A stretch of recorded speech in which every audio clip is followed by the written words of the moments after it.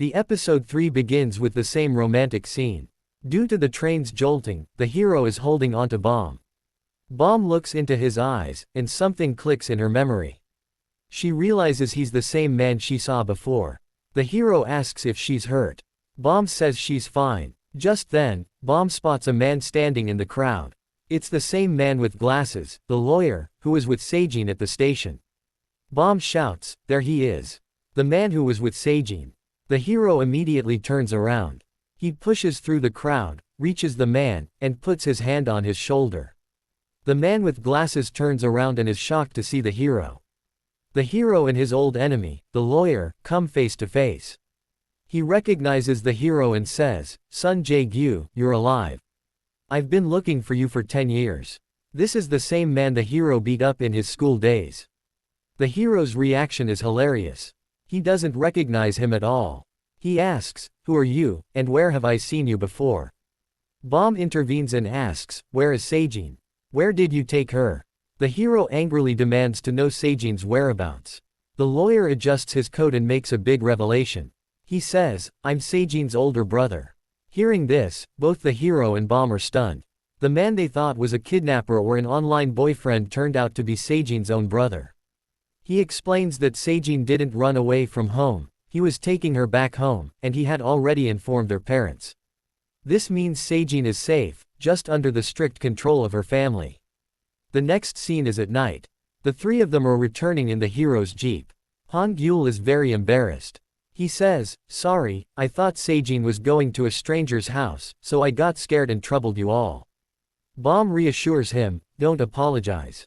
You did a great job as a friend." If there were really any trouble, she would praise his courage. The hero also supports his nephew. He says that the decision you made to come to Seoul was the right one. You are very brave. The next scene is at Se-jin's house. Her older brother, the lawyer, is putting on her socks. He is very confused. He asks Se-jin, "Why were you with that son Jae-gyu?" He can't understand what the gangster he's been looking for 10 years was doing with his sister. Se-jin asks, "How do you know his name?" The brother gets annoyed. He still can't believe that Jae-gyu is now living like a normal person. Then we see a flashback to a school day, where we are shown a very sweet and funny flashback from 10 years ago. Class is in session. The teacher is teaching, and the same bespectacled lawyer, who was a student back then, is engrossed in his studies. Just then, the door opens and our hero, young son Jae-gyu, walks in.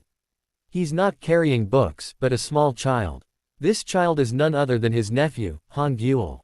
The hero apologizes to the teacher, explaining that there was no one at home to look after the child, so he had to bring him along. The lawyer gets annoyed that his studies are being disrupted because the child is crying.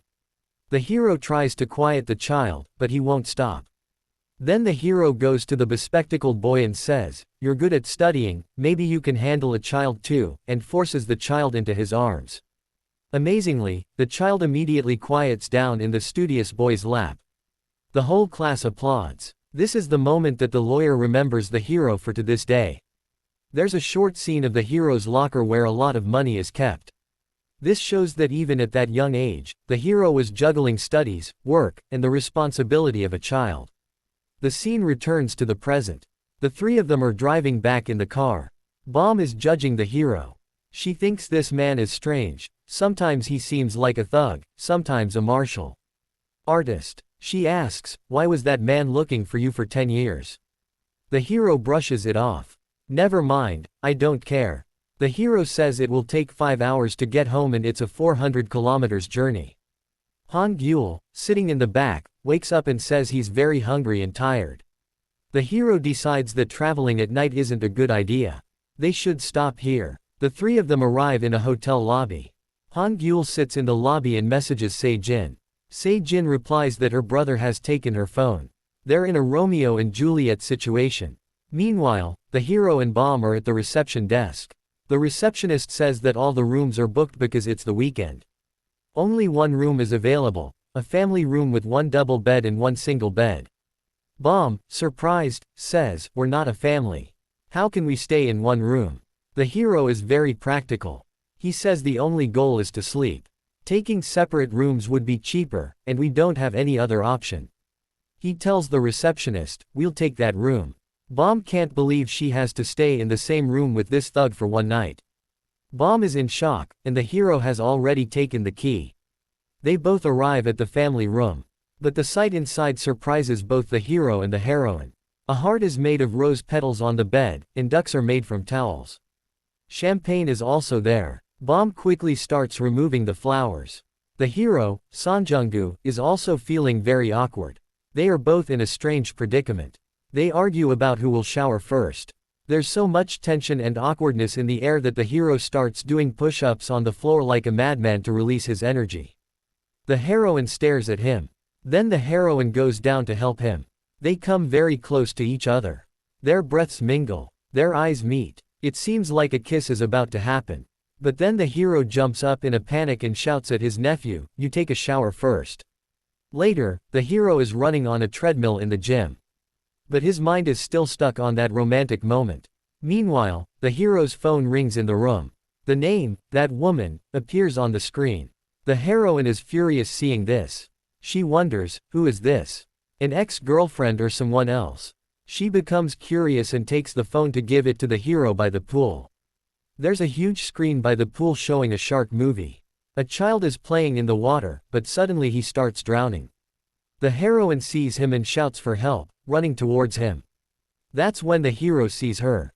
He swims underwater at the speed of a shark or a torpedo. The hero lifts the child into his arms and pulls him out of the water, saving his life. Just then, the child's mother arrives.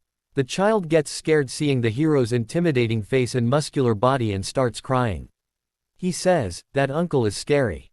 The mother thinks the hero scared her child or did something wrong. Instead of saying thank you, she starts scolding the hero.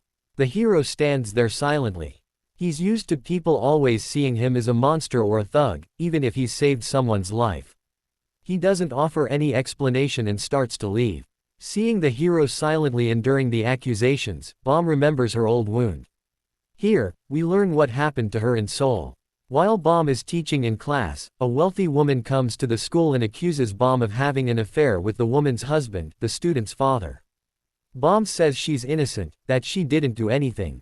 But the woman doesn't listen and grabs her hair, beating her badly in front of everyone. Bom remembers how she was humiliated without any fault of her own and had to run away. Coming out of the flashback, Bom realizes that what happened to her is happening to the hero today, misunderstanding and defamation. She runs. After the woman, the child's mother, and the hero. She stops the mother and shouts. Then she asks the hero, "Why aren't you explaining yourself? Why are you leaving silently?" The hero says, "Leave it, I don't care." But Bom says a very powerful line, "You should explain yourself. If the truth is buried once, it's very difficult to dig it up again." She's not just saying this for the hero, but for herself too. She grabs the hero's hand and takes him back to the woman to clear up the misunderstanding. The story then shifts back to the village from Seoul. You may remember that the three school teachers, the senior teacher, the junior teacher, and the female teacher, had sworn to learn jujitsu, a martial art, so they could beat up our hero, son Jae-gyu. But things didn't go as planned. The three of them are in the gym. The coach is teaching them a technique for defending themselves while lying on the ground. When the coach pairs the junior male teacher with the female teacher, the senior teacher protests. He says, "How can a boy and a girl play such a close contact game together? This isn't right." The female teacher silences him. She says confidently, "This isn't a game of strength, it's a game of technique. We're professionals." The female teacher is lying on the ground, and the male teacher is standing over her. She has to push him away with her feet. The coach says, "Do it like this, do it like this." The female teacher gets excited. She kicks her legs, shouting, "Yor yar." Suddenly, she misses her target and kicks the teacher with full force in his private parts, his groin. The female teacher's eyes widen in shock. The teacher falls to the ground in pain and shock. Silence falls over the gym. The senior teacher and the female teacher's faces turn pale. This scene is incredibly comedic because the female teacher was just talking about technique. The scene shifts to outside the gym. The female teacher is following the junior teacher, looking scared. She asks, "Are you okay? Should we go to the hospital? Will I have to pay compensation?" She's very worried that her marriage might be called off. The junior teacher is furious. He scolds her so harshly and in such a strong dialect saturate that she's speechless. He says, "Have you seen your face? Go look in the mirror. You think you're a hero with that dark, ugly face. Your head is so small. Do you even have a brain in there?" He humiliates her so much, saying that no one will marry her, and tells her to become a decent human being first, then leaves her there. Later, in the security room, the hero, the heroine, and the quarrelsome mother are watching the security monitor. The CCTV footage clearly shows that the hero didn't scare the child, but instead saved his life with lightning speed. The lady who called the hero a monster is now very embarrassed. She apologizes to the hero in the corridor with folded hands. The hero is very calm. He says, "It's okay, as a mother, you were scared. I understand." Seeing this, pride and relief are visible on Bom's face. She is happy that the hero's reputation has been cleared. Now the scene shifts to the hotel room. The three are getting ready to sleep. Han-geol's phone rings. It's a call from Se-jin. Han-geol says, "I'll be right back after taking this call," and he runs out with his blanket so he can talk in peace. Bom tries to stop him, but he doesn't stop. Now only the hero and the heroine are left alone in the room. The lights are off, but there's a slight awkwardness and strange silence in the atmosphere. The hero is lying on his side, but his eyes are on the heroine. He seems to be quietly saying to himself, "She's shining. She's shining like a star. She's really beautiful." He's probably complimenting the heroine's necklace or the heroine herself. Bom is shocked to hear this and asks, "What did you say?"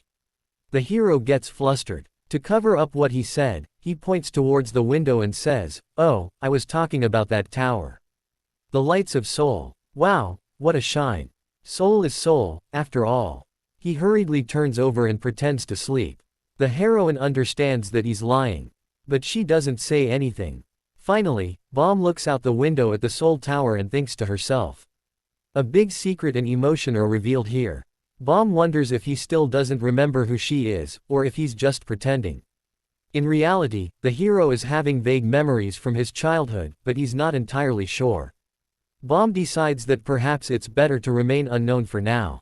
She doesn't want to reveal her true identity, that of her childhood friend, to the two Sikh heroes just yet. The next scene shows Se-jin and his brother in a car. The lawyer calls Bom's mother and tells her that Bom has been found. The mother asks where she is and how she is. "Did she cause you any trouble? Tell me her address." The lawyer says that the person he was looking for lives in the same neighborhood as that boy. The mother asks, "Did you also find the boy who stole your money and ran away? Tell me Bom's address." The lawyer recalls old memories of when he first saw Bom. How happy and beautiful she looked then. It seems that's when the lawyer started to like her. He then tells Bom's mother that if Miss Bom ran away from home, there must be a reason. "I can't tell you her address. I don't want to get between you and Bom. I don't want to cause her any more pain." Just then, his sister, who was sleeping, overhears the conversation. The lawyer asks her where her teacher lives. "Give me her address," and they head towards her house. The scene shifts to the school staff room. The lady teacher is questioning Bom. The teacher suspects, "Why did you go to Seoul with son Jae-gyu? What's going on?" Now Bom doesn't remain silent. She becomes a lioness for hero. She tells everyone that son Jae-gyu is not the kind of person they think he is. He only went to Seoul to help his nephew, Han-geol. He risked his life there to save a stranger's child and endured humiliation in return. Bom clearly states that we shouldn't be under any misconceptions.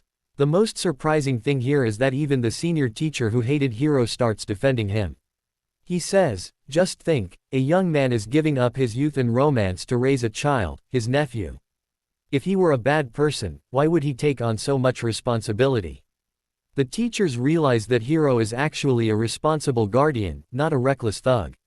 The atmosphere in the entire staff room changes. Bom is at her desk when the phone rings again, and it's that same woman, calling. Bom's face falls. She's jealous. It's not clear yet, but this woman is definitely going to cause new trouble between the two of them. The next scene begins at the school. The nephew goes to Se-jin and returns a book to her, with a "sorry" note attached. Se-jin is annoyed that he told the adults. But Han-geol says very seriously, I'm sorry for telling the adults, but I was really scared because you were going to a stranger's house. This shows that he cares about Se-jin. Se-jin asks what he wants. Han-geol says his logic is that if there aren't 25 students in the class, he won't be able to get first grade because of the grading system. He challenges her to improve her studies and beat him because he wants Se-jin to succeed so that his own rank is secure. Later in class, when the other boys make fun of the book's title, Se-jin corrects them, saying it's Damien, and they're spouting nonsense, which adds a comedic element to the scene. The next scene is at night. It's pouring rain. Teacher Bom is walking with an umbrella. She sees Hero kneeling by the side of the road. He's doing something with his hand in the drain. Bom again thinks this strange man is doing drugs or acting crazy. Bom goes up behind him and says, "What are you doing?" Hero unknowingly uses his superpower and bends the iron bars. When his hand comes out, it turns out he was saving a drowning puppy. Bom realizes her mistake and has a flashback to the forest. It's dark, and the hero is digging a hole with a shovel. Bom is hiding behind a tree. She thinks the puppy is dead and the hero is burying it, or perhaps the hero killed it. She's trembling with fear. Then the hero picks up the puppy and talks to it. The puppy is alive. The hero says, "Hey, you're the one I saved during the landslide." This means the dog already knows the hero. Bom breathes a sigh of relief. The wet puppy is shivering in Bom's lap. She asks, "Is there anything in the car to dry him off?" The hero looks at her and says very strangely, "Yes, there is, isn't there? My t-shirt." Then they both get into the car and drive away. Friends, you'll get the rest of the story this afternoon. That's it for episode 3. Things are getting intense, and feelings are starting to change. We'll see what happens next in episode 4. Stay tuned.